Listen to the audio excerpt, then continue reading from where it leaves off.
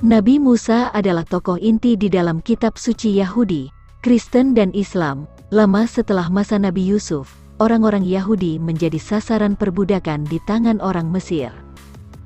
Musa memimpin umatnya keluar dari Mesir dan atas nama mereka ia menerima Taurat yang tidak hanya mencakup 10 perintah, tetapi total 613 perintah. Musa adalah orang dari Perjanjian Lama yang paling sering disebutkan dalam Perjanjian Baru. Dalam tradisi Yahudi, Kristen, serta Islam, Musa dikenal dan dihormati baik sebagai pemimpin agama dan pemberi hukum. Nabi Musa, seperti semua nabi, adalah sosok yang dihormati dalam Islam.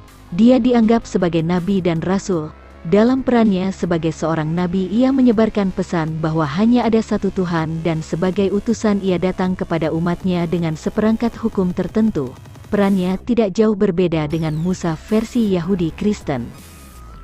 Nabi Musa disebutkan 120 kali dalam Al-Quran dan ceritanya berkisah pada beberapa surah, menjadikannya surah yang paling komprehensif dan terperinci. Sebanyak 45 ayat pertama surat 28 dari Al-Quran, yakni Al-Qasas, cerita, hanya berfokus pada Nabi Musa. Setiap kisah kehidupan Nabi Musa dipenuhi dengan pelajaran dan bimbingan bagi seluruh umat manusia. Pelajaran dalam Quran bagaimanapun tidak hanya dalam cerita yang Yudaisme dan Kristen, tetapi dimulai ketika dia masih bayi baru lahir.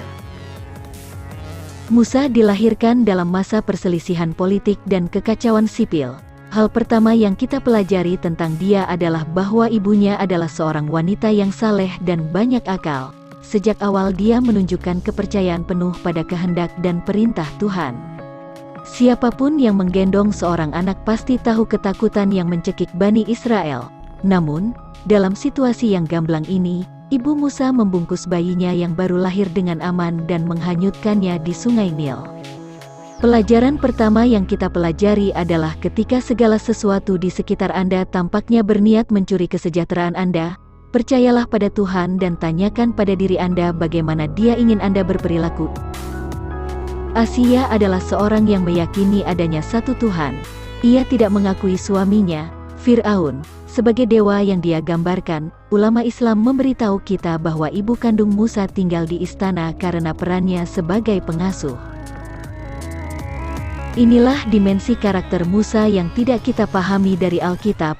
Musa dibesarkan oleh dua wanita yang sangat kuat dan religius. Asia akhirnya dihukum mati oleh suaminya karena dia menolak meninggalkan keyakinannya. Islam memberitahu kita bahwa Musa kuat. Dia membela anggota masyarakat yang lebih lemah dan itulah yang menyebabkan dia secara tidak sengaja membunuh orang Mesir dan mencari perlindungan dan kehidupan baru di Midian. Ketika Musa kembali ke Mesir, ia membutuhkan kekuatannya sendiri dan kekuatan saudaranya Harun. Mereka adalah orang-orang yang menghadapi cobaan dan kesengsaraan yang sama seperti rata-rata orang di era manapun. Kita dapat belajar dari mereka dan mencoba meniru sifat-sifat baik mereka dan kisah-kisah mereka memenuhi kita dengan harapan. Kisah Musa mengajarkan kepada kita bahwa tidak ada perlindungan di dunia ini kecuali perlindungan Tuhan dan bahwa Dia dapat mengubah kegagalan menjadi kesuksesan dan menggantikan kelemahan dengan kekuatan.